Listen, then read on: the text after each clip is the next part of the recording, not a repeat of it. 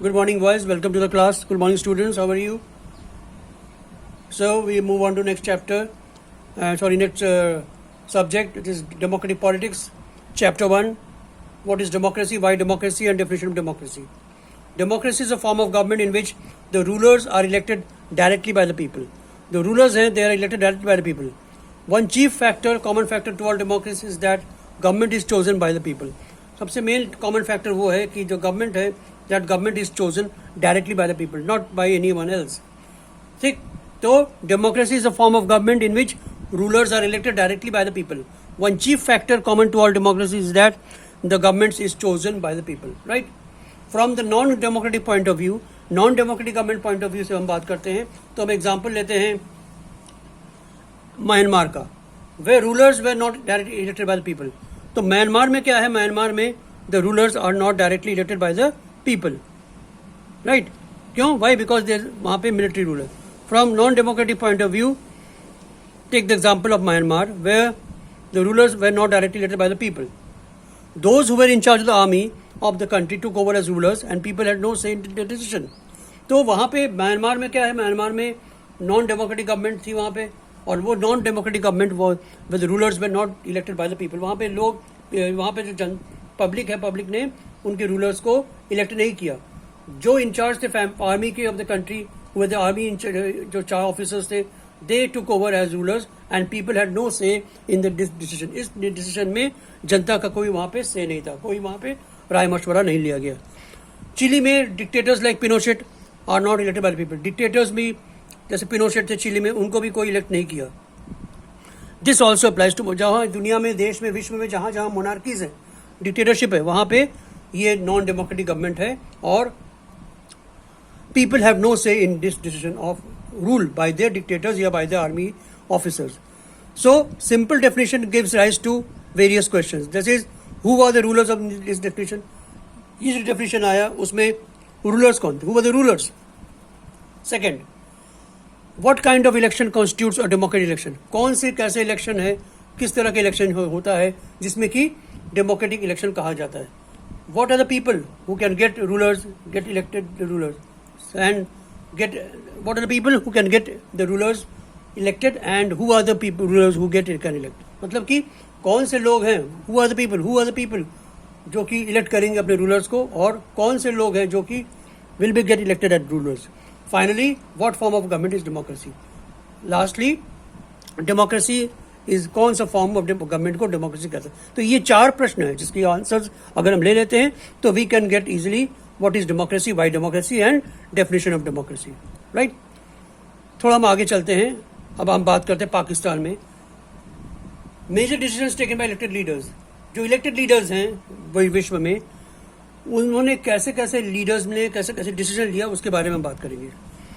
Some countries like Pakistan do not follow this rule. Pakistan में भी ये जो हम बात करते हैं कि people elected the government, people vote for the rulers, people had a right say in government formation, ये जो प्रथा है, ये जो फिलोसफी है, ये जो रूल है, ये पाकिस्तान में फॉलो नहीं हुआ. क्यों नहीं हुआ? In Pakistan general Pervez Musharraf led a military coup in October 1999. Pervez Musharraf ने, पाकिस्तान में जनरल परवेज मुशर्रफ थे army chief, he led a military coup in October 1999. He overthrew the democratically elected government. उन्होंने क्या किया, उन्होंने जो डेमोक्रेटिक इलेक्टेड गवर्नमेंट था, जो गवर्नमेंट लोगों ने पसंद करके इलेक्ट किया था, उसको तख्ता पलट कर उसको ओवरथ्रू कर दिया और खुद आगे जाके राष्ट्रपति बन गए and became the president of the country. 2002 में एक रेफरेंडम उन्होंने देश में करवाया, जन सहमति कराए, एक जन विचार उन्होंने लिया, एक पब्लिक व्यू लिया उन्होंने, and that granted him 5 year extra. भैया वहां पे ही इज अ डिक्टेटर, वो जो चाहता वही कराएगा. तो रेफरेंडम तो एक खाना पूरी था. It was a I wash. Right. So he also held a referendum in the country that granted him a 5 year extension. Meanwhile, after passing of this legal framework order, elections were held to the National Assembly and Provincial Assemblies and elected representatives were given some powers. तो दुनिया को भी उनको दिखाना था कि हम जो है डेमोक्रेटिक गवर्नमेंट है, लोग हमको पसंद करते हैं. तो उन्होंने क्या किया, एक लीगल फ्रेमवर्क ऑर्डर पास करा दिया उन्होंने इलेक्शन वहाँ पे असेंबलीज में, पार्लियामेंट में. ठीक है. तो इसके ऑर्डर के according to this order, legal framework order, elections were held to the national assembly and provincial assemblies, और वहां पे जो जीत के आए थे इलेक्टेड रिप्रेजेंटेटिव उनको कुछ पावर दे दिया गया, सिंपल कुछ पावर्स दे दिया गया। लेकिन जो मेन पावर्स था, फाइनल पावर, वो rested with the military officers and Pervez general Musharraf himself. Hence we can conclude that Pakistan was not a democratic country. तो इसी चलते हम कंक्लूड कर सकते हैं कि Pakistan was not a democratic country. This the same thing happens in many dictators and monarchies. इसी तरह से सेम चीज जो है वो डिक्टेटरशिप्स और मोनार्कीज जो हमारे दुनिया में है वर्ल्ड वाइड, वहां पे ये भी फॉलो नहीं करता। Thus, we can conclude that in a democracy, the final decision-making power must rest with those elected by the people. तो एक पॉइंट हम यहाँ पे क्लियर हो जाती है कि in a democracy, the final decision-making power must rest with those elected by the people. मतलब कि जनता ने जिसको चुन के भेजा है उनके पास ही फाइनल डिसीजन होना चाहिए, निर्णय लेने की क्षमता होनी चाहिए, बाकी किसी के पास नहीं। राइट? तो सेकेंड पॉइंट पे आइए, free and fair electoral competition. अभी free and fair electoral competition क्या है? In China elections were held after every 5 years for electing countries parliament. ठीक है, संसद है, 5 साल के बाद चुनाव होता है, और पार्लियामेंट का नाम है कोंगुई रेनमिन डियाबाओ डाहुई, which is called National People's Congress. तो अब नेशनल पीपल्स कांग्रेस वहाँ पार्लियामेंट का नाम है। आगे before contesting elections candidate needs the approval of the Chinese Communist party. अब यहाँ पे देखिए क्या है, यहाँ पे कहता है कि एक कैंडिडेट अगर उसको इलेक्शन लड़ना है पार्लियामेंट में तो उनको चाइनीज कम्युनिस्ट पार्टी से अप्रूवल लेनी पड़ेगी। तो जाहिर सी बात है वो कम्युनिस्ट ही होगा जिसको अप्रूवल देगा, नॉन कम्युनिस्ट को अप्रूवल नहीं देगा, कतई नहीं देगा। तो before contesting elections a candidate needs to the approval of the Chinese Communist Party. The government is always formed by the Communist Party. Alternatively since its independence 1930। तो China के बारे में बात यहाँ पे है कि यहाँ पे free and fair electoral competition होता ही नहीं है, क्योंकि हर बार चाइनीज कम्युनिस्ट पार्टी जीतती है, हर बार कम्युनिस्ट पार्टी वहाँ पे फॉर्म करती है पार्लियामेंट। तो यहाँ पे there is no free and fair electoral competition. उसी तरह द गवर्नमेंट इज, उसी तरह से alternatively since its independence in 1930 Mexico holds elections for every 6 years। Elections हो रहा है, चाइना में 5 years के बाद हो रहा है, मेक्सिको में 5-6 years बाद। लेकिन वहाँ पे चाइना में चाइनीज कम्युनिस्ट पार्टी हर बार पावर में आती है, और मेक्सिको में हर बार PRI जैसे कहते हैं कि इंस्टीट्यूशनल रेवोल्यूशनरी पार्टी, वो पावर में आती है। देखिए अभी आगे देखेंगे। तो चाइना में क्या है, the government is always found by the Communist party.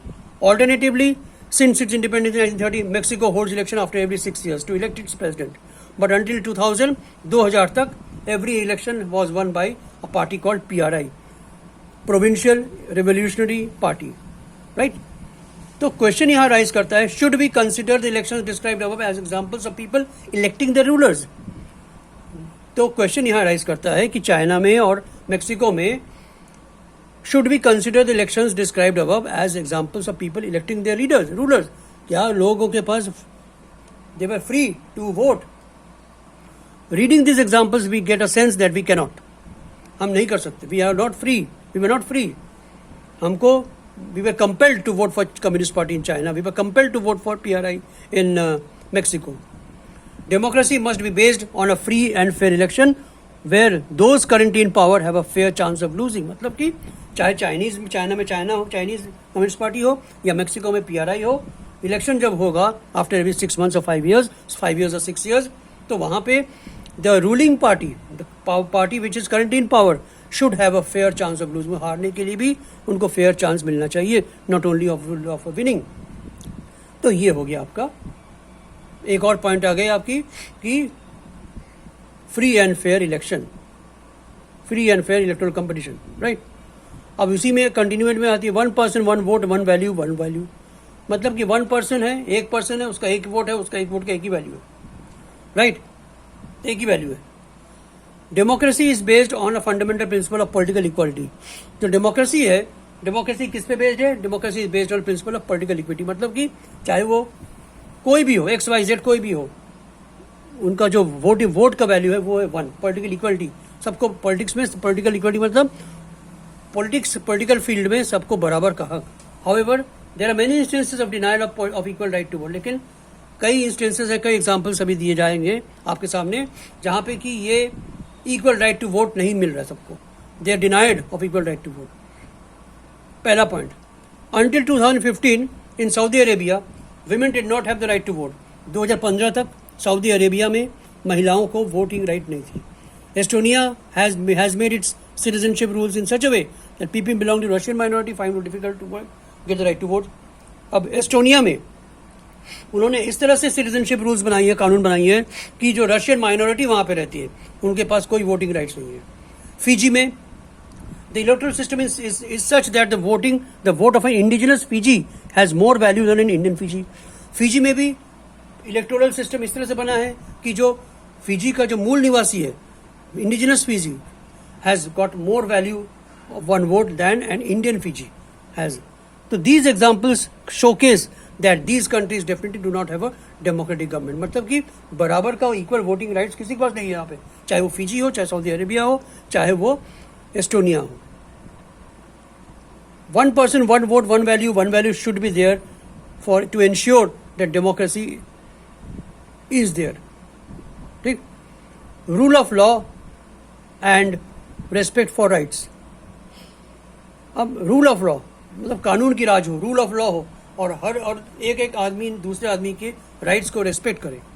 तो यहाँ पे कह रहा है कि एग्जाम्पल दे रहा है कि Zimbabwe attend independence from white minority rule in 1890 and from then the country has been ruled by the party that led to reforms freedom struggle, that is ZANU-PF। Zimbabwe जो है वो इंडिपेंडेंस अटेंड किया from the white minority. White minority से 1980 में वो स्वाधीनता पा गए। White minority ruled till 1980 in Zimbabwe. उस समय 1980 and afterwards the country has been ruled by a single party called ZANU-PF। Its leader Robert Mugabe जो है प्रेसिडेंट थे जिम्बाब्वे की, was from ZANU-PF party. Robert Mugabe ruled the country since independence. Even if elections were held regularly it was always won by ZANU-PF। ZANU-PF इस तरह से उस वहाँ पे इलेक्शंस कंडक्ट कराते थे, by rigging, by forging, by malpractices, जो भी आप कह सकते हैं, धांधली करके। तो वहाँ पे even if elections were held regularly it was won by ZANU-PF and Robert Mugabe was popular but also used, and Robert Mugabe was very popular, वो लोगों को पॉपुलर थे। he was very friendly to India also, but he also used unfair practices in elections। there was a law, अब देखिए कैसे, there was a law that limited the right to criticize the president। राष्ट्रपति Mugabe जब elections आती थी तो वहाँ पे कानून था जो कि राष्ट्रपति की आलोचना करने में रोकती थी। Public cannot criticize the president। Television and radio were controlled by the government and gave the ruling party's version। हर समय जो रूलिंग ZANU-PF जो पार्टी थी, रूलिंग पार्टी, उसके पॉलिसीज प्रोग्राम्स के बारे में जनता को अवगत कराते थे, न कि उनके दोष, उनके जो ड्रॉबैक्स थे उनको जनता के सामने लाते थे। तो television, radio were controlled by the government and gave only the ruling party's version। There were independent newspapers but the government harassed these journalists who went on so on। तो वहाँ पे इंडिपेंडेंट न्यूज़पेपर्स थे Zimbabwe में, पत्रकारिता वहाँ पे, journalism वहाँ पे इंडिपेंडेंट था। बट अगर कोई जर्नलिस्ट कोई अगर हिम्मत करके भी प्रेसिडेंट मुगाबे या ZANU-PF पार्टी के खिलाफ लिखता था तो उसको हैरेस किया जाता था, उसको जो है परेशान किया जाता था। Not a democratic government. इस तरह से जिम्बाब्वे में ZANU-PF पार्टी जो है, it is not a democratic government. Democratic government rules with in its limits set bye constitution law and citizens rights. Democratic government तभी कहलाती है जब रूल्स विद इन फ्रेमवर्क जो सेट किया जाता है, उस रूल्स फ्रेमवर्क को के और लिमिट्स के अंतर्गत ही काम करते हैं। Democratic governments rules with in limits set bye constitution law and citizens rights. तो यहाँ पे कहता है कि rule of law and respect for rights. तो अगर कोई political party, for example in Zimbabwe, for example हम इंडिया में लेते हैं, मान लीजिए एनडीए, बीजेपी, अगर बीजेपी जो है मोदी जी के अंडर में अगर चुनाव लड़ती है और चुनाव जीतती है, तो इसका मतलब ये थोड़ी है कि मोदी जी हर समय चुनाव जीतेंगे, कभी नहीं। 5 साल बाद है, 10 साल बाद, 15 साल बाद, 20 साल बाद तख्ता पलट हो गई। तो यहाँ इंडिया में ऐसा कोई, वहाँ पे कॉन्स्टिट्यूशन में ऐसा कोई प्रोविजन नहीं है जिससे कि हम मोदी जी को कह सकते कि आप जीत सकते हैं, अगर जनता चाहेगी जीतेगी, लेकिन कॉन्स्टिट्यूशन में ऐसा कुछ नहीं लिखा। लेकिन यहाँ पे जिम्बाब्वे में लिखा हुआ है कॉन्स्टिट्यूशन में कि देयर अब विपक्ष है, ऑपोजिशन है, जनता है, हम जाके बाहर जाके चौड़ाई पे जाके मोदी जी को क्रिटिसाइज कर सकते हैं, लेकिन वहाँ पे एक कानून बनाइए, there is a law, Yogi ji को क्रिटिसाइज कर यहाँ। लेकिन जिम्बाब्वे में क्या है, जिम्बाब्वे में there was a law that limited the right to criticise the president election. वहाँ पे कानून है, वहाँ पे कानून कहता है कि we cannot criticise the president. Television and radio were control by government. Television radio जो है गवर्नमेंट, अब यहाँ पे प्राइवेट टीवी है, एनडीटीवी चैनल डेली सरकार की आलोचना करती है, इंडिया टीवी सरकार की आलोचना करती है, जी टीवी सरकार की आलोचना करती है, ठीक। तो television radio were control by the government and gave ruling parties version. Independent newspapers थे वहाँ पे, but independent newspapers also, but the government, अगर कोई कहता है कि अगर कोई वहाँ पे लिखा गवर्नमेंट के खिलाफ तो government harassed those journalists who were against on it। यहाँ पे क्या, यहाँ पे दिया फ्री जर्नलिस्ट। हाँ, ऐसा नहीं है कि यहाँ पे भी नहीं होता, लेकिन होता है, लेकिन the scope is very low. और अगर होता भी है तो हाई कोर्ट है, high court, judiciary is there and judiciary will take its own course of action. So इस कहानी से मतलब ये चलता है जिम्बाब्वे से, कि जो यहाँ पे रॉबर्ट मुगाबे हैं, कि it is Zimbabwe, in Zimbabwe there was no adopted democratic government। Democratic government मतलब क्या होता है, rules within limits set by constitutional law and citizens rights, right? So hence we can deduce that democracy is a form of government in which rulers are elected by the people taking all the major decisions। पहला point, rulers जो है जनता elect करके भेजती है और वो rulers they take majority of decisions। Second, elections offer a choice and fair opportunity to the people to change the current rulers। Elections जो है एक प्रक्रिया होती है, एक प्रोसेस होता है, एक फेयर अपॉर्चुनिटी होती है, एक बराबर की इक्वल अपॉर्चुनिटी मिलता है to the people to change the current rulers. जो करंट रूलर्स है, अगर वो ठीक से काम नहीं कर रहे हैं या लोग चाहते हैं कि चेंज हो लीडरशिप, तो elections is a fair opportunity to the people and people should be provided with an equal and fair opportunity to change the rulers। Third, this choice and opportunity is available to all people on equal basis। और ये जो choice opportunity है to change the people, to change the rulers should be available to all people on equal basis। सबको मिलना चाहिए, चाहे वो महिला हो, पुरुष हो, छोटा हो, बड़ा हो, गरीब हो, अमीर हो, सबको एक बराबर का हक मिलना चाहिए on equal basis to change their leaders।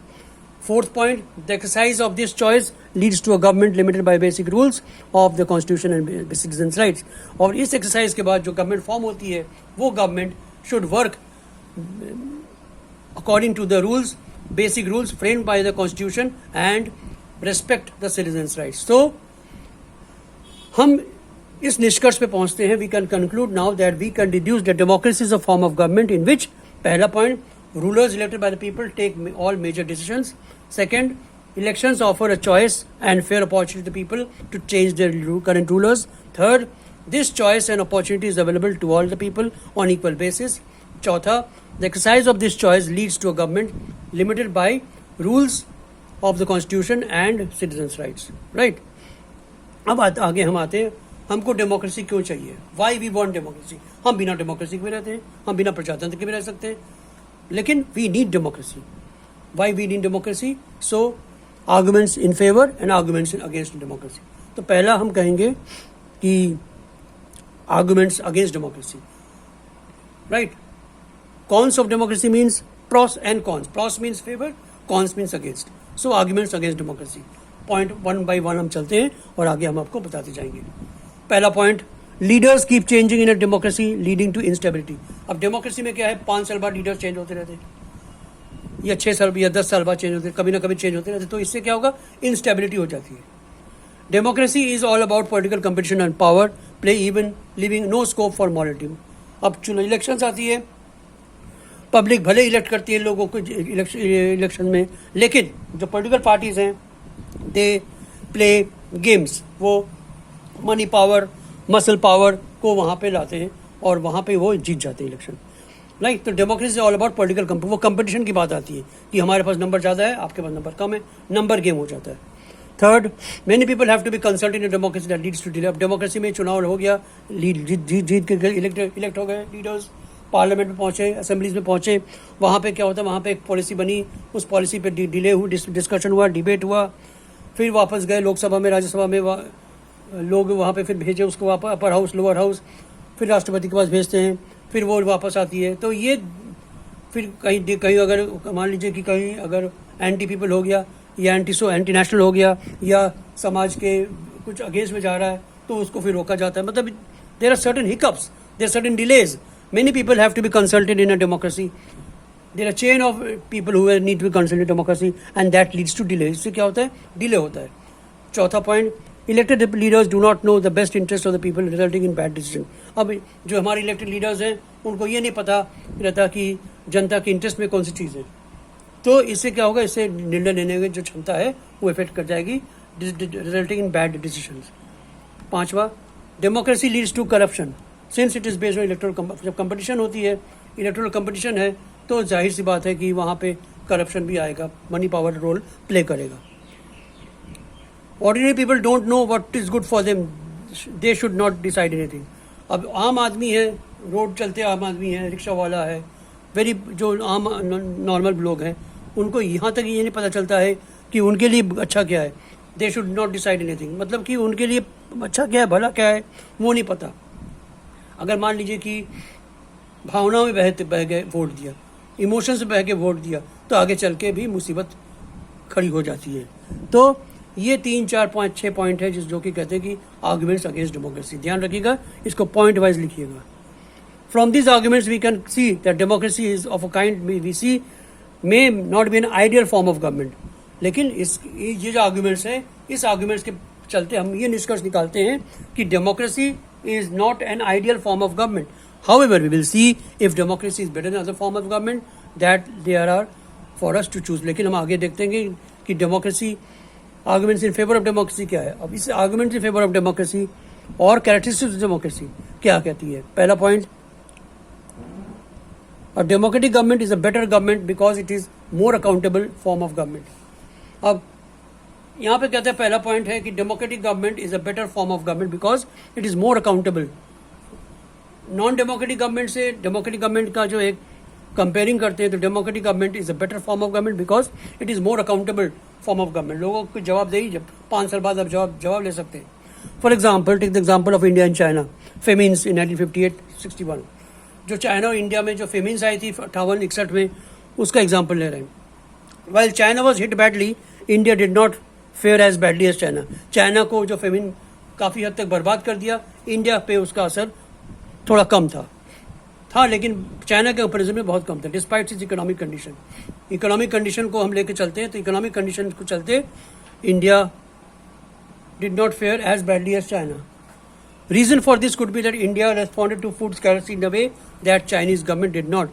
Reason ये था कि इंडियन गवर्नमेंट जो है फूड स्कैरिटी, खाद्य पदार्थ की जो कमी थी, उसको भरपाई करने में इंडियन गवर्नमेंट सक्षम थी. Here we see that democracy is better than any other form of government in responding to the needs of the people.